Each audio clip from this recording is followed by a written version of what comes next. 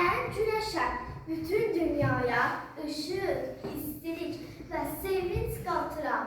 En çok da uşaqları sevirəm.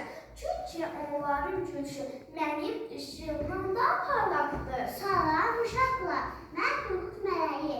Sizin haqqınızı qorumaq üçün gəlmişəm. Günəşsə ışıq ver, mən isə qanunla sizi qoruyuram. Bugün benim başka bir işim var. Uşaqların hüquqlarına ışıq saçmaq. Bəli, mən də bu ışığın rəmziyəm. Hər bir uşağın üzünü güldürəm ki, onların hüquqları kölgədə qalmır. Unutmayın, hər bir uşaq azaddır, dəyərlidir. Heç kim onun azadlığını əlindən ala bilməz. Ayada salam. Emir gəlsin.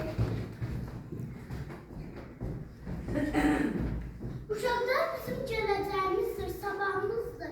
Gəlin bugün birlikdə onların hüquqlarını xatırlayıb və qorumaq vacibliyini bir daha yada salaq. Aytac gəlsin.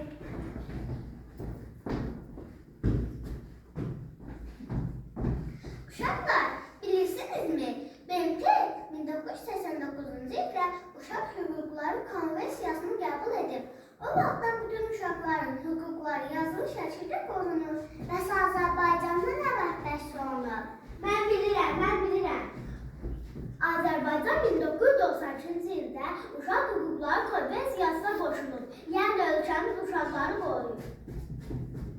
Hər bir uşaq oxumaq, oynamaq, sevinmək haqqına sahibdir. Arzularınızı paylaşmaq sizin haqqınızdır. Babət gəlsin. Bəli, hər bir uşağın kimliyindən, harda yaşamasından asılı olmayaraq sevgi, qarğı və təhsil almaq hüququna malikdir. Əmər gəlsin. Bu hüquqlarımızı bilmək bizi güclü edir və xoşbəxt olur. Dəniz gəlsin. Mənim fikrimi demək hüququm var. Böyüklər məni də dinləməzlər. Uğur gəlsin. Mənim oxumaq hüququm var. Məktəbə gəlmək, bilik qazanmaq mənim haqqımdır. Əsmər, gəl, səni gözləyirik.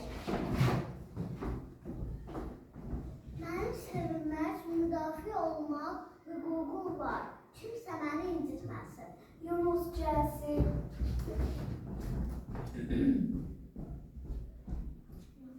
Mənim su içində yaşama haqqım var.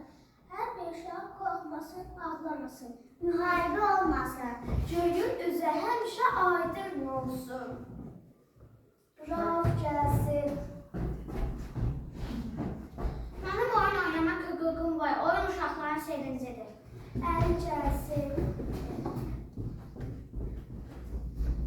Vali dostluq var, sevgi hüququ var. Sevgi bizi güclü edir. Biz dostuz. Dostluq bizimdir.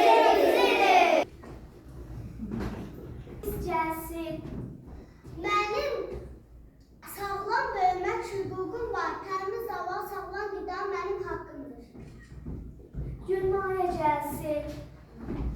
Sevilmək bizim hüququmuzdur. Ayla orada oturma, gəl bizə qoşul.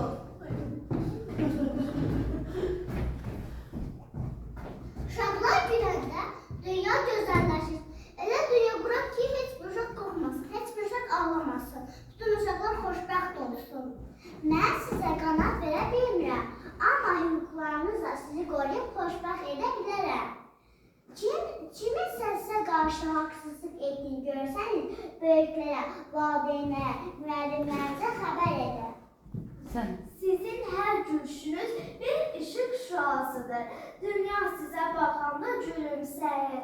Hər uşaq xoşbəxt olanda mən daha da parlaq oluram. Elə isə deyək.